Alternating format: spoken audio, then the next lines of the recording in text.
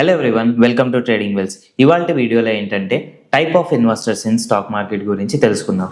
అసలు ఎంతమంది type of investors ఉన్నారు, మన స్టాక్స్లో ఎలా ఫైండ్ అవుట్ చేయాలి ఒక్కొక్క ఇన్వెస్టర్ అనేది మనం ఈ వీడియోలో తెలుసుకుందాం. So first category of person ఎవరంటే రీటైల్ ఇన్వెస్టర్స్. రీటైల్ ఇన్వెస్టర్స్ అంటే ఎవరంటే ఇండివిజువల్స్ అనమాట. వీళ్ళు వాళ్ళ సేవింగ్స్ చేసుకొని ఆ సేవింగ్స్ని తీసుకొచ్చి స్టాక్ మార్కెట్లో డిఫరెంట్ టైప్ ఆఫ్ మోడ్స్లో ఇన్వెస్ట్ చేస్తారు.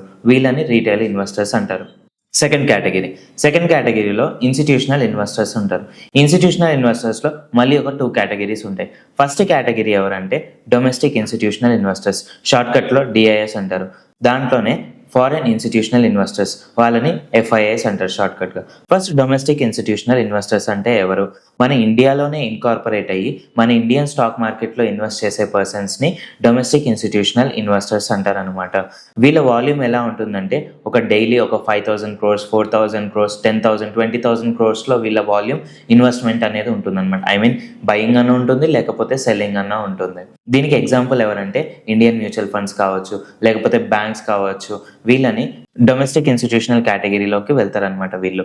నెక్స్ట్ కేటగిరీ ఎవరంటే ఫారెన్ ఇన్స్టిట్యూషనల్ ఇన్వెస్టర్స్. ఫారెన్లో ఇన్కార్పొరేట్ అయ్యి మన ఇండియన్ స్టాక్ మార్కెట్లో ఇన్వెస్ట్ చేసే కేటగిరీ ఆఫ్ పర్సన్స్ని ఫారెన్ ఇన్స్టిట్యూషనల్ ఇన్వెస్టర్స్ అంటారనమాట. వీళ్ళ వాల్యూమ్ కూడా అంతే, సేమ్ డొమెస్టిక్ ఇన్స్టిట్యూషనల్ ఇన్వెస్టర్స్ లాగానే వీళ్ళ వాల్యూమ్ కూడా డైలీ ఒక 5,000, 10,000 crores, ఐదర్ బయింగ్లో కావచ్చు, సెల్లింగ్లో కావచ్చు, రెండిట్లో థౌజండ్స్ ఆఫ్ క్రోర్స్లో ఉంటుందన్నమాట. వీళ్ళకి ఎగ్జాంపుల్ ఎవరంటే గవర్నమెంట్ ఆఫ్ సింగపూర్ హెచ్డిఎఫ్సి బ్యాంక్లో షేర్ని హోల్డ్ చేస్తుంది అనమాట. అలాగే వాన్గార్డ్ మ్యూచువల్ ఫండ్స్ అనేది ఉంటుంది. సో ఎగ్జాంపుల్ సింపుల్గా చెప్పాలంటే ఫారెన్లో ఇన్కార్పొరేట్ అయిన మ్యూచువల్ ఫండ్స్ వాళ్ళు ఎవరంటే వాళ్ళు మన దగ్గర ఇండియాలో తీసుకొచ్చి ఇన్వెస్ట్ చేస్తారు. జనరల్గా ఎందుకు ఇన్వెస్ట్ చేస్తారు అంటే diversification. Next category of persons ఎవరంటే ఏంజల్ ఇన్వెస్టర్స్.